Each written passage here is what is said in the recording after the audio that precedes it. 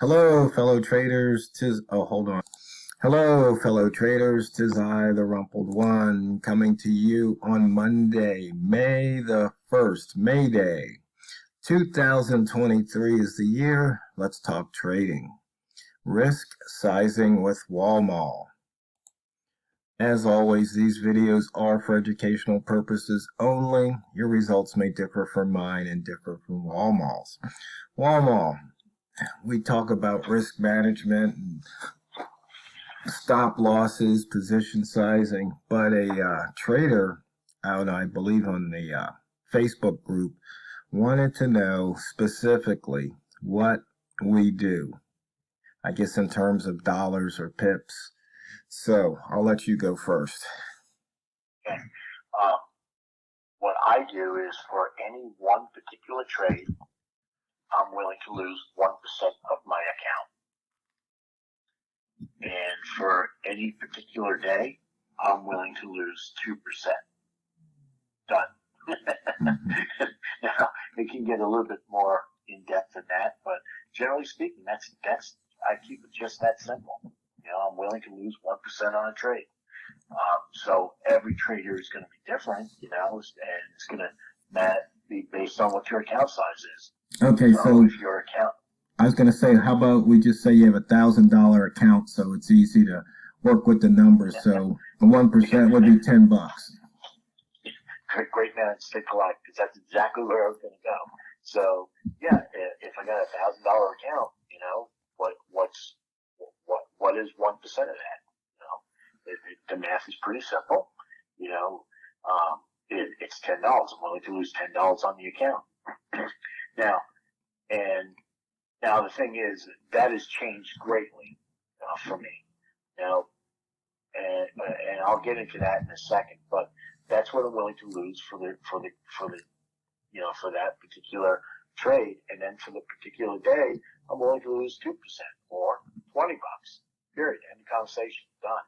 You know, now that has changed for me dramatically, and I think it's changed for me dramatically because over the years my account size has grown. You know, and so I'm able to go and do that and minimize the risk that I take in terms of, you know, losing my account. I'm not willing to go and lose my account. In the earlier days, you know, I'll be perfectly honest with everybody, I risked a whole lot more than that. I risked on any particular trade, I was willing to lose, you know, 10%. You know, on any particular day, I was willing to go and lose up to 20%. And that was awfully risky. But the thing is, I was sitting there, you know, with a very small account, and that was the only way I was going to be able to grow it, because, you know, I guess I could have grown it with 1%, 2%. It certainly would have grown. It's just that it would not have grown it as fast as I would have liked it to have grown. So I took more risk on.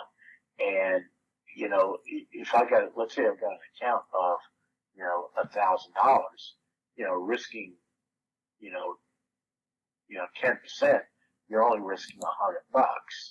You know, so you know, it's not that bad. You know, but if you had, you know, let's say if you know, had an account of only $100, well, risking $100 means it's gone. So that's why I do it based on percentages. And as my account size grew, my risk appetite lessened. You know, and that's why I think, you know, some of these guys, you know, go out there and say, well, you know, if you go and you can grow a $100 account into a $10 million account in 3 months. Well, the reality is that even if you win that much and you're winning that well, the reality is, I think anyway, your amount that you're willing to risk on any particular trade or any particular day, you know, it is going to go down in numbers, just because you're going to start seeing numbers that, oh my gosh, let's say I grew my account to $100,000, and I'm willing to go and lose 10% on a particular trade. That means I'm willing to lose 10 grand on one trade. Well, maybe some people got a stomach for that. I don't, but maybe some people do. You know, but I certainly don't. And that's why, you know, I think that risk, you know, has to, has to be based on where you're at, and, in terms of your account and what the goal of your account is. That's going to go and really set it up. If it's sort of like, if you think about it, you talk to the financial planners, for retirement and so on and so forth. When you're 20, your risk management for your portfolio a whole lot different than it looks like when you're my age. When I'm going to be 63 this year. Let's face it. I'm not looking to go and make big scores. But the problem is when you make big scores, there's also the potential of big losses, and I can't risk the big loss right now at this time. In my life where I want to be fully retired in the next year or two.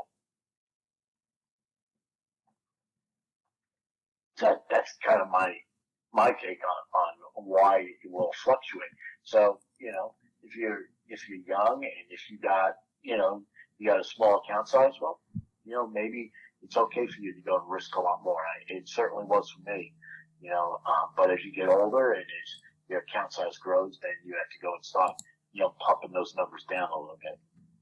At least that's what I had to do. Yeah. Yeah. The thing is, for me, I hate to lose. So what'll happen is my risk size on any one particular trade is usually not based on money, or it's not based on pips per se. It's based on where things are on the chart. And so if I get into a trade and it goes against me, it's like, okay, where can I add in? And so I can get back what I've lost and then some. So, I mean, if somebody were to look at some of the trades I've made, it's like some of them have been bonehead trades because they never recovered. But for the most part, that's what I do because I'm not using this account to pay the electric bill or put food on the table. Trading is more of a hobby for me, as it is to an income stream that I am relying on to cover my bases. So it's a different mindset. Right. Yeah. Yeah. For me, on the other hand, this is my income. This is for my family. It's our sole income, so it matters. That's the first thing. The second thing is, I had done some things when I was a little bit younger. When I say a little bit younger, 5, 10 years ago, 15 years ago, my wife and I decided to go and do some things. And in that process of being able to do those things, we needed to go and spend a good portion of what we had saved up in terms of retirement. And don't regret doing any of it. It was all good things that we felt needed to be done and should be done, so we went and did it. But now I'm in the position of being 63, and now what I need to do is build up some of the funds that we went and expended on resources that don't necessarily help us. And so for that reason, I got to go and be very, very careful about what I do, yet at the same time have a strong growth potential. So, and that, I say this all the time, and I'll say it again, because I think it's worth, repeating, and that is that every one of us are individuals with individual needs and individual situations, and because of that, we all have different things that we have to go and accommodate in our lives. And so pinning a number to, how many pips are you willing to lose, or how many dollars are you willing to lose, or how many, what percentage are you willing to lose, that's an individual choice, and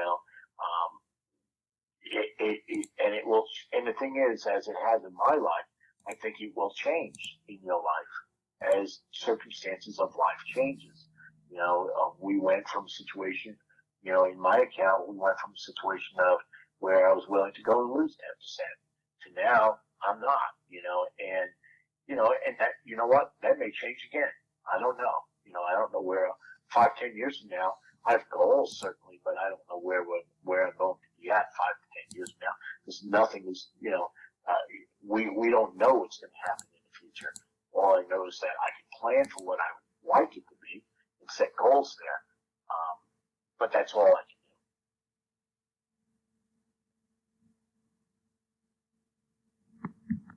So I hope that answers the question about risk sizing, and let us know if you've got more questions or not on this. And I guess we should probably take a quick look at the charts, Walmal, see what the pound is up to. And the pound went, it exploded out of your famous launch pad, and it ran all the way up to the 55. Now it's trying to head for my line of the 60. Right. And if you look back on the 1 minute chart from about right at the beginning of the 30-minute mark, we had a really nice state change with a flip-flop box, and man, that would have been a really nice trade of about 16 pips with no looking back. Yeah, exactly. In fact, I had mentioned I had noticed on H4 at the beginning of what was it, the last half hour, or maybe, let's see, yeah, it had opened up at 22, which if you look at H4 had an open of 17, so it dropped down and then turned around. And then when you look at that M30, you can see right there that 17, you have a couple of touches and the price never closed below it. So that was a key to say, hey, looks like this sucker wants to go up again. Yep. And it's amazing how it does that. I mean, the market really does telegraph a lot of things that it likes to go and do. Yeah. And we just have to be aware to watch it and do it. Yeah, so right now we just had the top of the hour, new H4, and it looks like so far it's negative, but I don't like trading that first 2 minutes of the hour, the 0, 0, and 0, 1 minute, because it seems like I guess wrong more times than not, but that's something I have to overcome and just, trade what I see. Yep. Yeah, that's got a new hour right now, and it looks like it's going to probably want to retreat back to the 50 or so, would be my guess. Maybe wrong, maybe right. But I don't have a reason to take a trade yet because I don't have a trigger yet. I got a flip-flop box here. I don't have a state change yet. And I'm just across the indicator too. So I got 2 of the 3 things I want. And like right now would probably be a good place to go short. And we'll see what happens, as this trade goes on a little bit. But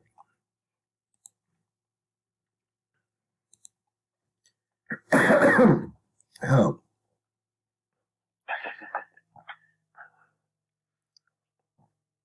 And it looks like the trade wouldn't have panned out very well. It would have been actually back to where my entry would have been. I didn't take the trade, but we'll see.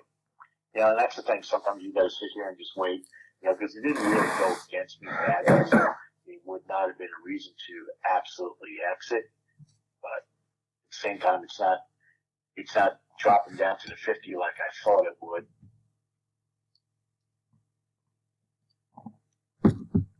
And see, and this is why I don't take those 00 and 01 trades. And see, now I'm starting to get a signal to go back the other way. So now it's sort of like, okay, now it's time to exit the other way. Yeah. So you would have taken, yeah. I would have taken, if I had taken this trade, I would have taken probably a 2 or 3 pip loss. And I would have right now been up 3 pips. Right. Yeah. And that's the thing about trading, yeah. Back and forth like that. Yeah, so fellow traders, hope that helps you in your risk sizing, and let us know in the comments if you do something slightly different, because we can all learn from each other. And when you're sitting down and trading, always remember, never forget, it's not what you trade, it's how you trade it. So go out there and drain the banks. This is the Rumpled One, over and out.